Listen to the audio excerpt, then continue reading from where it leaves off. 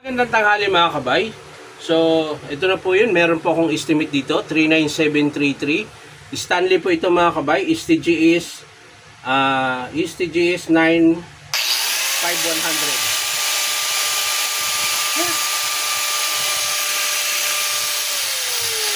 So, kung mapapansin nyo mga kabay, sinaksak ko pala. Nakalimutan ko. So, umandar siya. Pero kung mapapansin nyo mga kabay, umandar siya pero naka-off yung switch. Ayan. So, ibig sabihin niya mga kabay, ayan, minsan, namamatay siya rito, minsan din hindi. Ayan o, hindi siya namamatay. Naka-off na yung switch. Pero pag hinila mo ito, yun, namamatay siya. Pag tinulak mo naman ito, minsan umaandar. So, ngayon, wala. Ayan, wala. Tapos on natin.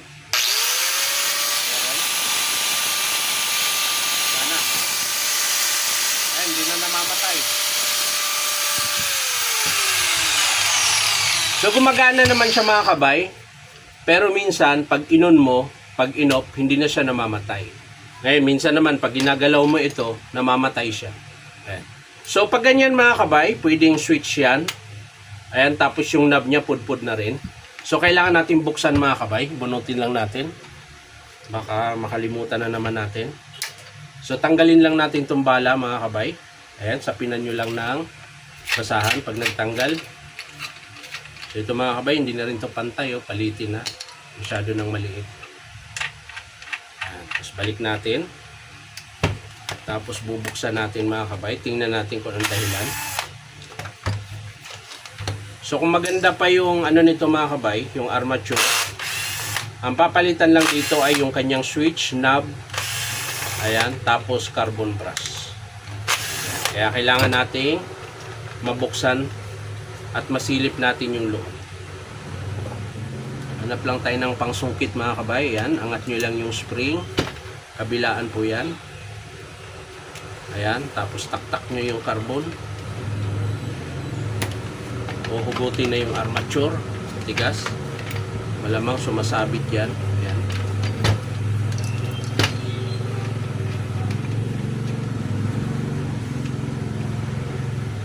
So yung carbon niya mga kabay, iba na yung kinabit. Wala na po siyang wire. Naputol. Tinanggal nila. Meron siyang wire na nakakabit pero pinutol nila. Ayan. So yan, hugot natin. Yun lang. Yung armature niya mga kabay, medyo nahukay na rin. Ayan. So maaring dahil sa carbon, papalit-palit ng carbon. Minsan pag matigas yung carbon, yan po yung dahilan kung bakit nahuhukay yung kanyang bar or commutator. Ayan. So ito naman mga kabay, may sayad po ito dahil makintab po yung armature. Ayan, kung mapapansin nyo, dito, tapos pagdating dito wala. So ibig sabihin sumasayad yan sa field coil. Ayan, check natin yung field coil. Ayan po, lakas ng palag.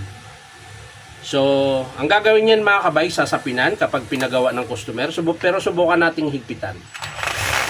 Ayan. Ayun. Maluwag lang yung dalawang tornilyo na. Ayan. Yung dalawang screw na yan, ayan, kabilaan, dalawa. Yan lang po yung hinigpitan ko. So, nawala na po yung kanyang luwag sa field coil. So, wala tayong problema dyan mga kabay. Ito po ang problema nun kanina mga kabay. Ito, yung switch. Ayan. Ito po yung problema. Minsan nag-uon, minsan hindi. Tapos yung kanina na pag hinihila mo siya na namamatay, wala naman siyang putol. Ayan, wala. So wala po siyang problema. Dito po yun. Pag hinila nyo kasi, ayan, nagagalaw-galaw yung switch. Kaya po siya namamatay. Ayan. So ang papalitan lang dito mga kabay, hindi ko muna siya palitan yung armature kasi gumagana pa naman, maganda pa yung andar. Ang papalitan natin dito yung switch tsaka itong knob. Pudpud na po yung knob niya. Hindi na po siya sumasabit ito. Yung kulay itim. At yung kanyang switch. Tapos carbon brush. So sa kanyang bearing, okay pa. Yung sleeve, okay pa naman mga kabay. So yun lang po ang papalitan natin. Hindi ko na po ipapakita paano buuin. So ulitin ko lang. Magpapalit po tayo ng switch. Ito yung switch niya. Ayan. Tapos knob. Ito yung knob. At yung kanyang carbon brush. So yan lang mga kabay, hindi ko na ipapakita kung paano buuin mga kabay, papakita ko lang sa inyo mga kabay kapag in-approve ito ng customer. So yan lang mga kabay, maraming salamat, bye bye.